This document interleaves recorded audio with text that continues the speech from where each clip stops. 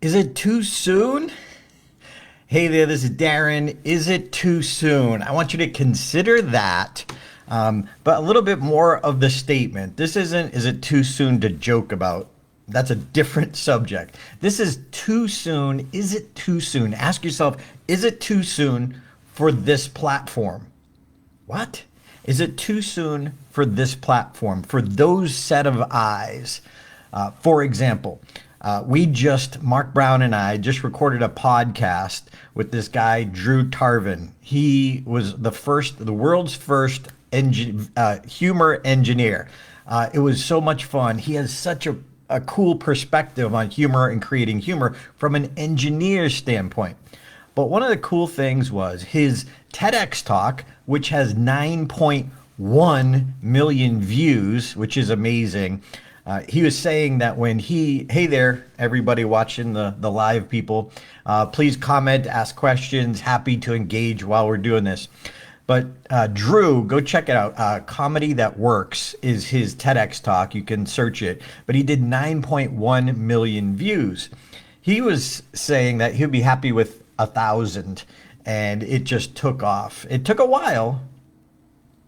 He didn't want to judge it too soon, and it ended up getting 9.1 million views, which is amazing.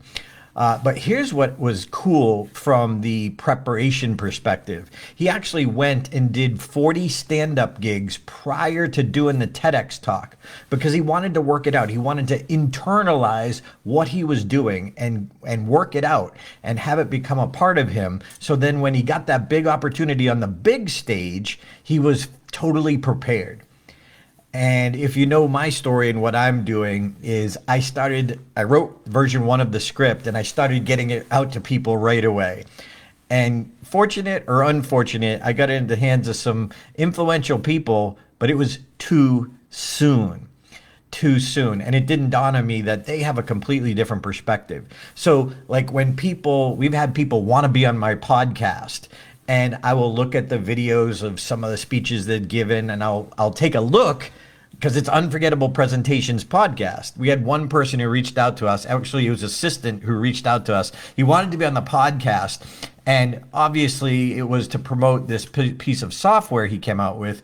But it was really easy for me in just a couple of minutes to disqualify him. Meaning, I looked at a couple of his videos, and he just wasn't ready for that level of platform, if you will. And I didn't want to have him on as a guest because his presentations weren't that good. I don't care what your software is. You should be an example of what you're trying to promote. Now, that's different from being perfect. You know, a lot of people wait too long because they're worried about what people think of them. That's different. That's a different format. I'm talking about look, get some coaching, get some feedback, and then go work it out in another platform. That's why when I'm working on new material, we got our event Game Changers coming up. I signed up for a speech at my own club, which is a small club in Vegas, but I want to work it out before I get in front of the paid audience, especially with brand new material. So you've got to work it out, and we got to get it there. We want to get some feedback. We want to internalize it before we're on the big stage. Second example, one of my cousin's fiance is a scriptwriter, and he told me about this book, The Screenwriter's Bible. So I get some notes here, but The Screenwriter's Bible, whoops. And it was showing me the format of a script. So I got the script in the hands of a few people that I bet, just like that guy that I disqualified, I bet they disqualified it because my screenplay was 136 pages. Standard screenplay should be 110 to 120. So all the person who's even wondering if they're going to read the first 10 pages, they look for some basic things. And one of them is, how long is it? If you don't know that it's got to be 120 pages, then you're a rookie. You don't want to look like a rookie when you get that chance for that big opportunity, for that first impression. I also found that just even when I had in my script some montages, I didn't have it in the right format. So, for example, in this Bible, it shows you examples of what it should look like. So someone in Hollywood who knows scripts, they're looking for reasons to disqualify them, to sift through them, to say next, next, next. That you've got to have some basics to look like a qualified screenwriter, look like a qualified script before they're even going to read the first 10 pages. And then they're only going to read the first 10 pages. So I got it in the hands of some people too soon. So how do you rectify that? Now, going and working something out at Toastmasters, that's not necessarily too soon. That's designed as a place to work things out. So please bring it to Toastmasters, get feedback, make adjustments. I go in previous years before the pandemic, I would go to 11 Toastmaster clubs here in Las Vegas live to work out my new speech. I want to feel it. I want to get the feedback. What resonates? What doesn't resonate? If it doesn't resonate, I might twist it and change it. And I might try it a third time. And then if it doesn't resonate, bye-bye.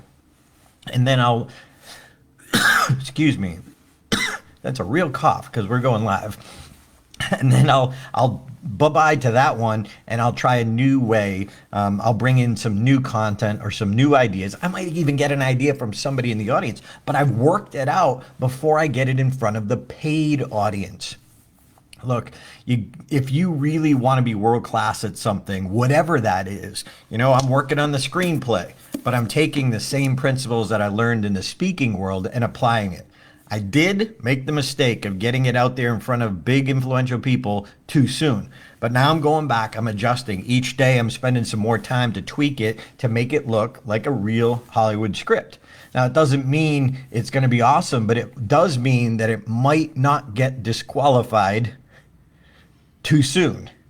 So for you, what's the stage that you want to be on, and how can you get feedback before then from some people who know, and then also work it out before so you have internalized that idea? If you want to join us, Mark Brown and I are doing Get Coached to Speak. You can go to getcoachedtospeak.com and check out that event. Spend some time with us seeing how a qualified coach, a world-class coach, looks at a speech. What do we look for? What are the must-haves and what are the must-avoids? So don't bring it in front of the big audience, the paid audience, too soon. Work it out somewhere else. Get some feedback somewhere else before then. But, word of warning, there are a lot of poor perfectionists out there that will never get their book done because they're too worried. Well, you got to get feedback at this level from qualified people listening to you, reading your book, reading your script in order to make it better. So, there are a lot of poor perfectionists out there, and there are a lot of perpetual students. Get it out there, but on different stages that aren't going to make or break your career. So don't get it out there too soon. Check out getcoachedtospeak.com. Join us next couple of days. We have fun. We show people what a qualified coach looks for. See you tomorrow.